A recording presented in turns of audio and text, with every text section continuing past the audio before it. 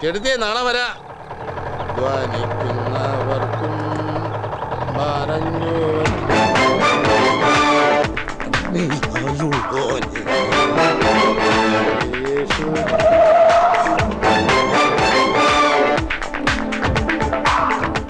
ചാക്കോയുടെ front ഇവിടെ എത്തിയല്ലോ. ഒരു ഒഴിയാ ബാധയാ സാറേ അത്. ഒന്നുകിൽ മുമ്പേ അല്ലെങ്കിൽ പുറകെ. പക്ഷെ ഇനി വാ തുറക്കില്ല. അതിനുള്ള പണി ഞാൻ കൊടുത്തിട്ടുണ്ട്.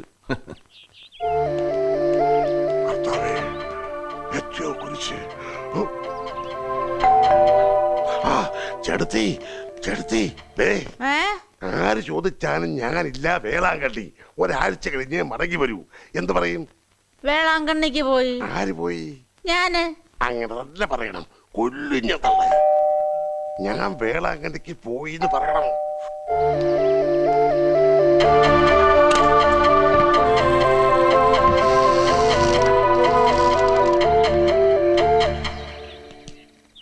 മുതലാളി വേളാങ്കണ്ണിക്ക് പോയി. ഒരാഴ്ച കഴിഞ്ഞേ വരത്തുള്ളൂ. കറക്റ്റ്. റെഡിമെയ്ഡ് ഉത്തരം. പറഞ്ഞു പറയിച്ചാണെന്ന് പറയത്തേ ഇല്ല. അമ്മച്ചിക്ക് എന്നെ മനസ്സിലായോ? ഓർക്കുന്നോ?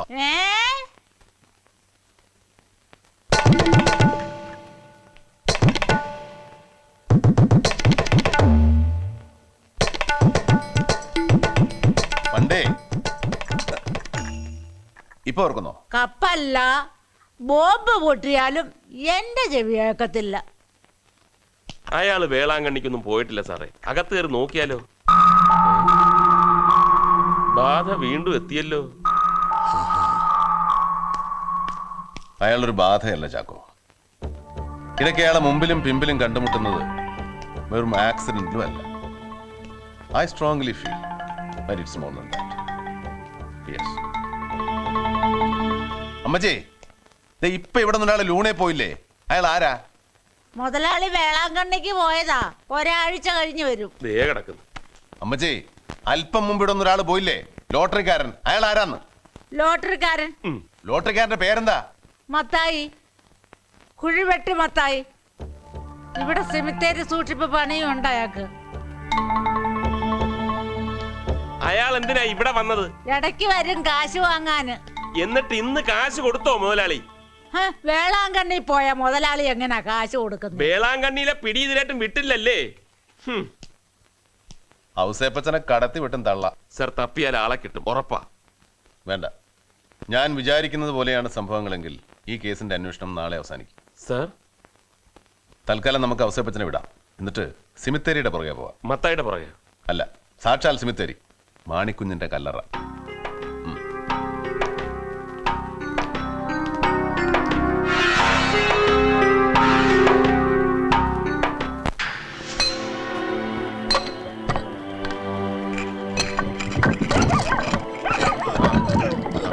സ്ലാബ് കുത്തിപ്പിടി.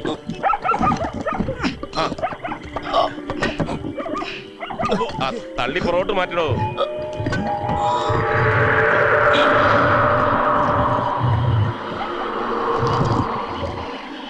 മത്തായി, മണ്ണൊന്ന് മാറ്റി മാറ്റാലൂടെ പറഞ്ഞത്.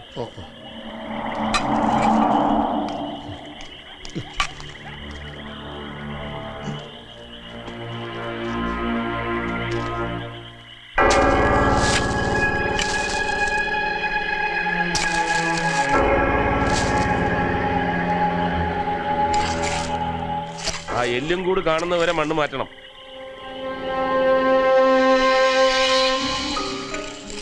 പതുക്കെ പതുക്കെ സൂക്ഷിച്ചു വേണം. അസ്ഥി ഒന്നും പൊട്ടരുത്.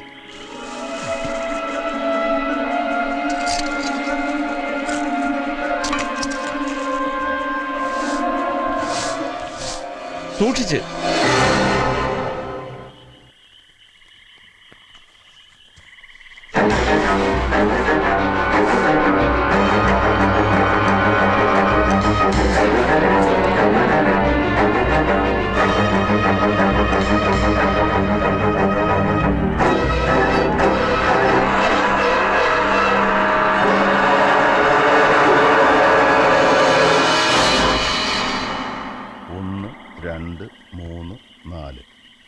അഞ്ചാമത്തെ വിരലെവിടെ പോയി? മാണിക്കുഞ്ഞിന്റെ തള്ളവിരൽ എവിടെ പോയി മത്തായി? മാണിക്കുഞ്ഞ് ജീവിച്ചിരുന്നപ്പോ 5 വിരലുണ്ടായിരുന്നു. മരിച്ചപ്പോഴും ഉണ്ടായിരുന്നു, ഇവിടെ കുഴിച്ചിട്ടപ്പോഴും ഉണ്ടായിരുന്നു. പിന്നെ ഇപ്പൊ 5ാമത്തെ വിരൽ എവിടെ പോയി? പറയടോ, എടോ പറയണ്ടേ പറഞ്ഞത്? സാറേ, ഞാൻ ഒരു പാവാണ്, എന്നെ ഒന്നും ചെയ്യരുത്. അവരെ നിർബന്ധിച്ചപ്പോ എനിക്ക് വഴങ്ങേണ്ടി വന്നതാ. ആരാ അവര്? മാണിക്കുഞ്ഞിന്റെ ശവടക്കിയ ദിവസം രാത്രി ഔസേപ്പച്ചനും സത്യദാസ് സാറും മറ്റും വന്ന് ആ കുഴി വീണ്ടും ഒന്ന് തുറക്കണമെന്ന് നിർബന്ധിച്ച് എന്നെ ഭീഷണിപ്പെടുത്തി. കുറെ രൂപയും തന്നു. ഒടുവില് ഞാൻ സമ്മതിച്ചു. എന്നിട്ട് മണ്ണ് വെട്ടി മാറ്റി പെട്ടി തുറന്നു. പിന്നെ അവരുടെ കൂടെ ഉണ്ടായിരുന്ന ഒരാള് മാണിക്കുഞ്ഞിന്റെ ഇടത് കൈയിലെ സോക്സ് മാറ്റി. എന്നിട്ട് തള്ളവിരൽ. ഏതായാലും മത്തായി കുറച്ച് ദിവസം കസ്റ്റഡിയിൽ ഇരിക്കട്ടെ. സാർ വരൂ. പ്രമാണങ്ങളിലും രജിസ്റ്റർ ഓഫീസിൽ രജിസ്റ്ററിലും മാണിക്കുഞ്ഞിന്റെ വിരലടയാളം വന്നത് തീർത്തും ബോധ്യമായി സർ. സാർ ഒരു ഓക്കെ പറഞ്ഞാൽ ഔസേപ്പച്ചനെയും കൂട്ടരെയും ഈ നിമിഷം കസ്റ്റഡിയിൽ എടുക്കാം. മാണിക്കുഞ്ഞിനെ എങ്ങനെയാ കൊന്നതെന്നും മറ്റും തത്ത പറയുന്ന പോലെ പറയിപ്പിക്കാം സർ. വരട്ടെ, എന്റെ തീരുമാനം ഞാൻ നാളെ അറിയിക്കാം. അല്ല സർ, നേരം പുലരുന്നതുവരെ ക്ഷമിക്കു ചാക്കോ. കം.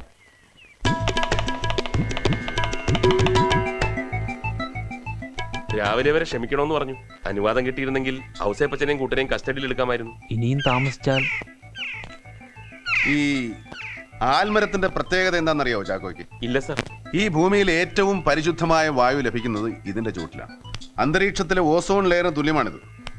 ഓസോൺ ലെയറിൽ വിള്ളലുണ്ടാക്കി ഭൂമിയിലെത്തുന്ന അൾട്രാ വയലറ്റ് ഇൻഫ്രാറെഡ് രശ്മികളെ ഫിൽട്ടർ ചെയ്യാനുള്ള കഴിവ് ഈ വടവൃക്ഷത്തിനുള്ളിടത്തോളം വേറെ ഒന്നുമില്ല. വളരെ ശുദ്ധമായ വായു നമ്മുടെ ബുദ്ധിയെയും ചിന്തയെയും ഷാർപ്പാക്കും. ഷാർപ്പാകും തോറും നമ്മുടെ സംശയങ്ങൾ കുറഞ്ഞു കുറഞ്ഞു വരും.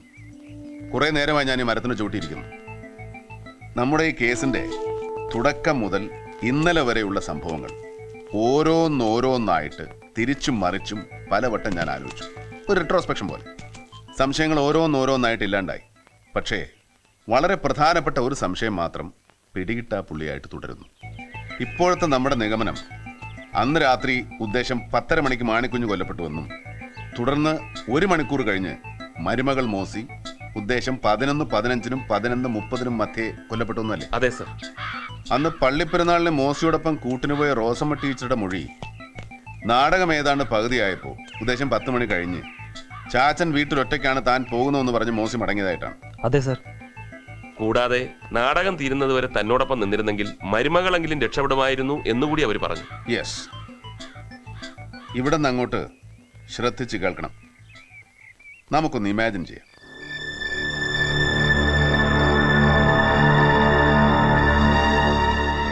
വീടിന്റെ വാതിൽ തുറന്ന് പ്രവേശിച്ച മരുമകൾ തനിച്ചായ ചാച്ചനെ തേടുമ്പോൾ കാണുന്നത് എന്തായിരിക്കണം?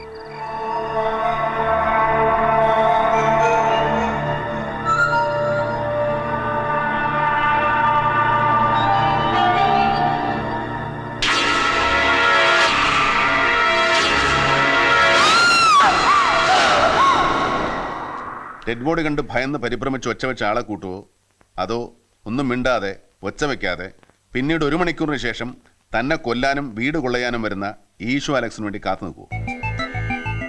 ആലോചിച്ച് നോക്ക്. ഒരിക്കലും ഇല്ല സർ. അവരൊച്ച വെച്ച് ബഹളം ഉണ്ടാക്കിയ ആളെ കൂട്ടും, തീർച്ച. അപ്പൊ പിന്നെ അലക്സ്, ഈശോ അലക്സ് എങ്ങനെയാ വീട്ടിൽ വരും, മോസിയെ കൊല്ലും, വീട് കൊള്ളയടിക്കും? ഞാൻ എൻ്റെ മനസ്സിൽ തോന്നിയൊരു സംശയം പറയട്ടെ. വെറും സംശയമേ ഉള്ളൂ. Please go on. പള്ളിയിൽ നിന്നും മരുമകൾ വീട്ടിലേക്ക് വരുന്നു.